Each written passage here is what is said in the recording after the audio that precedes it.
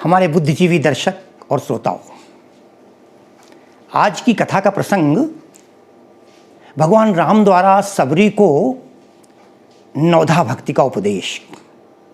नवधा भक्ति 9 प्रकार की भक्ति।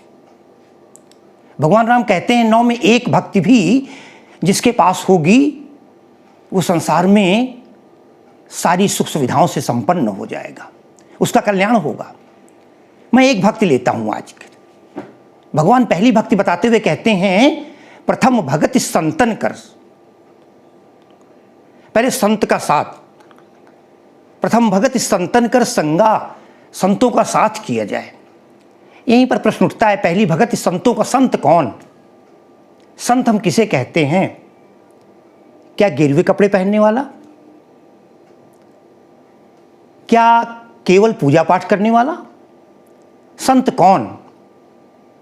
हमारा संस्कृत साहित्य कहता है वृक्ष कभी फल नहीं खाते, नदी में इतना जल होता है नदी वो पानी नहीं पीती खुद।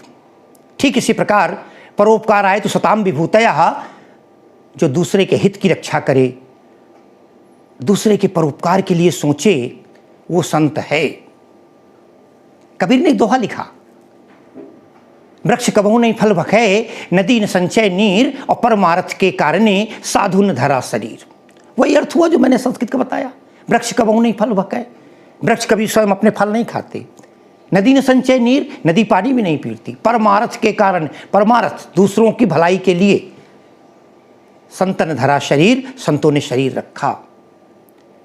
बाबा तुलसीदास जी ने तो जब संतों की परिभाषा करना शुरू किया तो उन्होंने आज तक के उन सारे कवियों पर एक कटाक्ष कर दिया जिन्होंने कहा था कि संतों का हृदय बड़ा कोमल होता है। संत बड़े कोमल होते हैं, हम सब कहते हैं सामान्य रूप से, कोमल हृदय वाला है संत है, मक्खन के समान है। गोस्वामी जी कहते हैं संत हृदय नवनीत समाना, कहा कबिन पर कहे न जाना। संतों का हृदय मक्खन के समान है। नवनीत माने मक्खन होता है। संतों का हृदय नवनीत के समान है, मक्खन के समान है। कहा कविन, अरे कवियों ने कहा तो, पर कहे न जाना, उनको कहना नहीं आया, समानता करनी नहीं आई, तुलना करनी नहीं आई। भाई क्यों? सारे कवियों को आपने दोषी क्यों कह दिया? वो अगली पंक्ति में कहते हैं संत हृदय नवनीत समाना, कहा कबिन पर कहे न जाना, अरे निज परिताप द्रवय नवनीता। वो कहते निज परिताप। मक्खन को आप कोमल कहते हैं, तुलसी कहते हैं मक्खन से ज्यादा कठोर तो कोई है ही नहीं। मक्खन को बगल में रख दीजिए, 100 ग्राम की टिकिया ले लीजिए, उसके बगल में 2 4 6 आप हत्याएं कर डालिए, मक्खन पिघलने वाला नहीं है। और एक काम करिए, एक मोमबत्ती जलाइए, उसके पास में ले जाइए, मक्खन पिघल गया। हुआ क्या? निज परिताप। जब अपने ऊपर कष्ट आया, द्रवई नवनीता, मक्खन पिघल गया, द्रवित हो गया, इसको संत कहेंगे। गोस्वामी जी अगली पंक्ति में कहते हैं पर दुख द्रवय, जो दूसरों के दुख में द्रवित हो, वास्तव में वो संत है। जो दूसरों के दुख में द्रवित नहीं होता वो संत नहीं है। फिर तो हम ये कहेंगे कि आज के ज़माने में तमाम लोग कहते हैं हम दूसरों के दुख में दुखी हैं। क्या सब संत हो गए? हम संत की भाषा किसको मान लें? भगवान राम ने स्वयं एक काम किया। जब अयोध्या वापस आ गए 14 साल के बाद, भरत जी सब बैठे हुए हैं, और बैठने के बाद भरत जी ने प्रश्न किया, महाराज संत और असंत का भेद बता दीजिए। आप किसे संत कहेंगे, किसे असंत कहेंगे? भगवान राम स्वयं उत्तर देते हैं संत असंतन के असकरणी, संत और असंत की करनी उस प्रकार है। बोले किस प्रकार? बोले जिम कुठार चंदन आचरणी। जिस प्रकार कुठार, फरसा, कुल्हाड़ी और चंदन, तुलना देखिए, एक और चंदन है, एक और कुल्हाड़ी है। जिम कुठार चंदन आचरणी, आचरणी का मतलब आचरण। जिस प्रकार कुठार का, उस कुल्हाड़ी का और चंदन का आचरण है, इन दोनों में एक संत है, एक असंत है। भाई कैसे? वो कहते हैं जिम कुठार चंदन आचरणी, बोली काटे परस,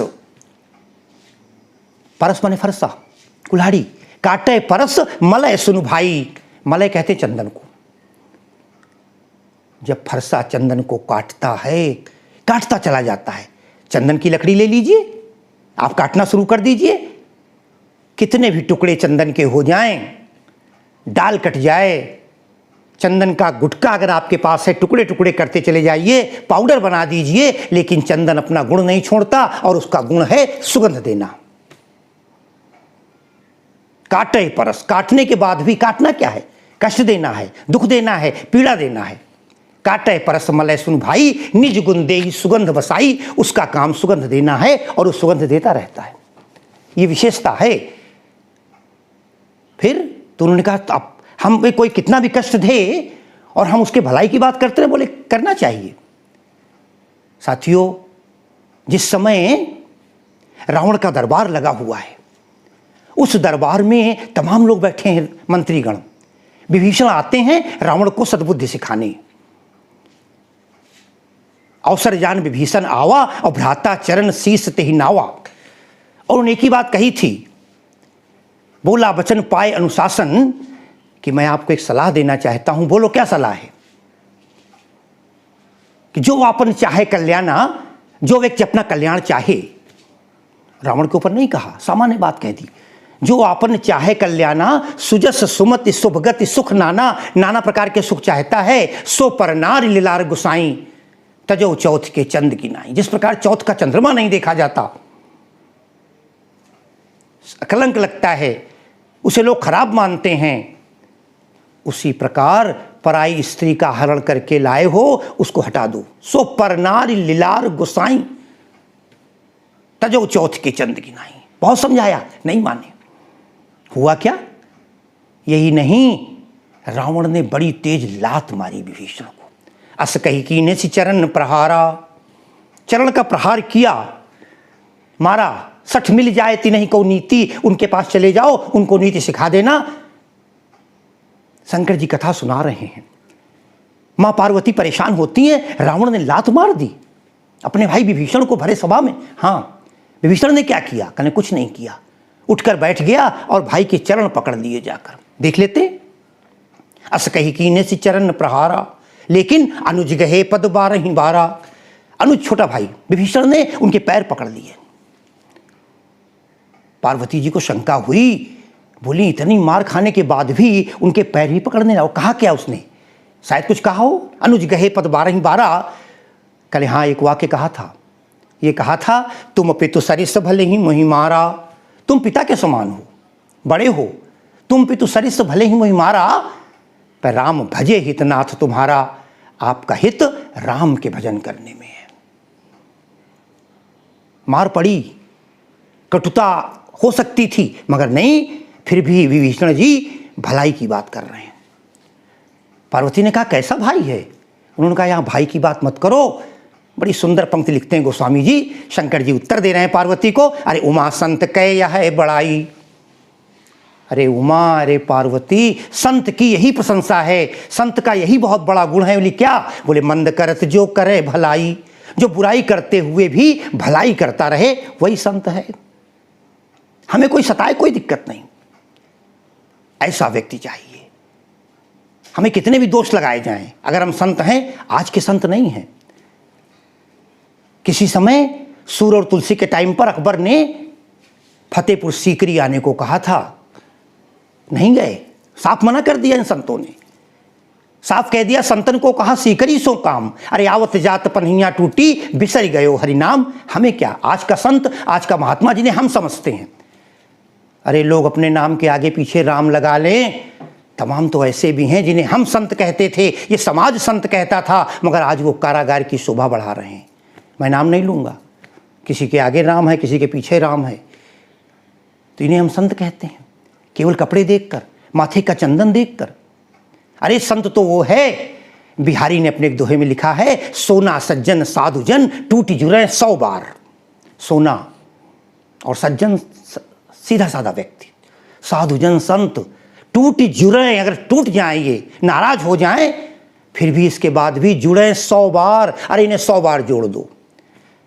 सोना अगर टूट जाए तो कोई फेंकता नहीं है, एक एक दाना इकट्ठा। महिलाओं से अगर जंजीर भी टूट जाए, कोई और चीज टूट जाए, तो एक एक कण कण इकट्ठा करती हैं, फिर स्वर्णकार के पास जाती हैं, फिर दोबारा जुड़ जाता है सोना। संत भी नाराज भी हो जाएं, दुर्वासा कितनी बार नाराज हुए। मगर लोग जानते हैं जो संत है उसे जोड़ कर रखना है। और इसके विपरीत सोना सज्जन साधुजन टूटी जुरे 100 बार, इसके विपरीत संत का विपरीत क्या है? असंत। और बोले दुर्जन, दुष्ट कैसे हैं? कुंभ कुम्हार के, कुंभ कहते हैं घड़े को, और कुम्हार जो मिट्टी के बर्तन बनाता है। दुष्ट व्यक्ति कैसा है? दुर्जन कुंभ कुम्हार के एक धक्का दरार, एक ही धक्का से टूट जाए जब घड़ा, दोबारा कोई रखता नहीं, कूड़े में फेंक देता है, निष्कासित कर देता है। तो मित्रों, संत जो है उसे हमें और इसका परिणाम मिलता है, फल मिलता है। मैं बता रहा था, भगवान राम ने कहा था संत असंतन कै जस करनी, जिमि कुठार चंदन आचरणी। जिस प्रकार चंदन और कुठार है, एक संत और असंत हैं, तो कहा गया आखिर उसका फल क्या मिला? चंदन काट डाला गया, हरा भरा वृक्ष खत्म हो गया, फायदा करे फायदा हुआ। आप ध्यान से देख लें, बोले क्या फायदा हुआ? जब चंदन को काट दिया गया, वो चंदन बाद में घिसा गया, वो लगा कहाँ? काटे परस मलय सुन भाई, निज गुण देहि सुगंध बसाई ताते। इस कारण क्योंकि उसने दंड सहा है, पीड़ा सही है, दुष्ट की कुल्हाड़ी के द्वारा काटा गया है, असंत द्वारा तिरस्कृत किया गया है, मगर उसको सम्मान कितना मिला? ताते सुर सीसन चढ़त। उसके कारण वो जो सुर, देवताओं के भी सबसे ऊपर देवता हैं, लेकिन चंदन देवताओं के मस्तक पर लगता है, देवताओं के ऊपर चंदन चढ़ता है। ये तो संत का फल मिल गया। असंत को क्या फल मिला? कुछ लोग कह सकते हैं उस कुल्हाड़ी को क्या फल मिला अनल दाहि पीटे ही घनहि। जब उसकी धार खत्म हो जाती है तो उसे आग में जलाया जाता है। अनल दाहि पीटे ही घनहि, और घन से चला करके लोहे का बड़ा तेज हथियार, और उसे दबा दबा कर पीट करके परसु बदन यह दंड, ये दंड उसको मिल जाता है। तो संत वो है जो दूसरे की भलाई, परोपकार, परहित सरिस धर्म नहीं भाई, पर पीड़ा सम नहीं अगमाई। तो इसलिए भगवान राम ने कहा वो संत वो है जो दूसरों की भलाई करता है। अरे आपने पता है, जब लंका में हनुमान जी प्रवेश किए, सारे घर ढूंढ डाला, कहीं सीता का पता नहीं चला। एक घर ऐसा मिल गया जिसको उन्होंने दूर से देखा। राम नाम अंकित ग्रह, शोभा वर्णि न जाए, नौ तुलसी का वृंदतः देखी हर्ष कपिराए। उस घर में तुलसी का पेड़ लगा था, राम राम लिखा था। तुलसी ने तय कर लिया, यही सनहट करी हूं पहचानी, इससे मैं जबरदस्ती जिद करूंगा, दोस्ती करूंगा, मित्रता करूंगा, क्योंकि साधु से होई न कारज हानि। जो साधु है, जो सज्जन है, उससे कभी हानि नहीं होती, कभी नुकसान नहीं होता। वो किसका घर था? विभीषण का। विभीषण गले लगा लेते हैं। और विभीषण ने जब हनुमान जी को देखा तो एक ही वाक्य तो कहा था, अब मोहि भा भरोस हनुमंता, कि बिनु हरि कृपा मिले नहीं संता। जब तक भगवान की कृपा नहीं होगी तब तक संतों की प्राप्ति भी नहीं होगी। और हनुमान जी संत के रूप में मिले विभीषण को, और परिणाम ये हुआ कि वो लंका का अखंड राज्य का राजा बना। तो हमें स्वयं संत हम नहीं बन सकते, अरे स्वयं हम पारस नहीं हो सकते, लेकिन राम भगवान कहते हैं प्रथम भगति संतन कर संगा। अरे हम उनका साथ दें जो संत हैं, जो दूसरों की भलाई का कार्य कर रहे हैं, परोपकार का कार्य कर रहे हैं। बस यही संत और असंत में अंतर है। साथियों, विषय बहुत विशद है, बड़ा व्यापक है, महीनों बोला जा सकता है, लेकिन संत और असंत की परिभाषा मैंने संक्षिप्त रूप से की। मैं आपको सबका बड़ा आभारी हूँ। 1 महीने से का समय व्यतीत हो गया है हमारे रिद्धि सिद्धि प्रवाह चैनल का। लगभग 650 सब्सक्राइबर हो गए हैं। अकल्पनीय सफलता है, मैं इसको मानने को तैयार हूं। लेकिन मुझे जो प्रायः जानकारी मिलती है उसके आधार पर बहुत से लोग ऐसे हैं जिन्होंने सब्सक्राइब नहीं किया है। जब मैं यदा-कदा YouTube का तुलनात्मक विवेचन देखता हूँ, औसत देखता हूँ, तो कुछ लोग तो हमारे कार्यक्रम को पूरा सुनते हैं, कुछ लोग केवल इसलिए कि केवल 1 मिनट सुन लेते हैं। बंद। मेरा निवेदन है किसी भी चीज़ का, अरे भाई गणित का सवाल भी लगाओगे, जब तक उसका उत्तर नहीं आएगा वो पूर्ण नहीं होगा। किसी भी समस्या के समाधान के लिए अंत तक आप वीडियो को देखें, सब्सक्राइब करें। मैं आपका आभारी रहूँगा। एक और हमें देखने 600-650 लगभग सब्सक्राइबर हैं। मैं उन सब से हाथ जोड़कर निवेदन करता हूँ, सबका एक मित्र तो होता है ना। अगर आप स्त्री हैं तो अपने पति, अगर आप पुरुष हैं तो अपनी पत्नी, और अगर आप अविवाहित हैं तो अपने माता पिता। से कहकर सब्सक्राइब करावें, हमारे साथ जुड़ें और अपनी तमाम प्रकार की अपने संदेश, अपनी शुभकामनाएं और अपने सुझाव भेजें। मैं बहुत जल्दी हिंदी की कई विधाएं भी लेकर आ रहा हूं आपके सामने, कुछ कवियों के विषय में, कुछ कहानीकारों के विषय में, कुछ व्याकरण के विषय में। आज की कथा को यहीं पर विराम देता हूं। बहुत बहुत शुभकामनाएं, बहुत बहुत शुभकामनाएं।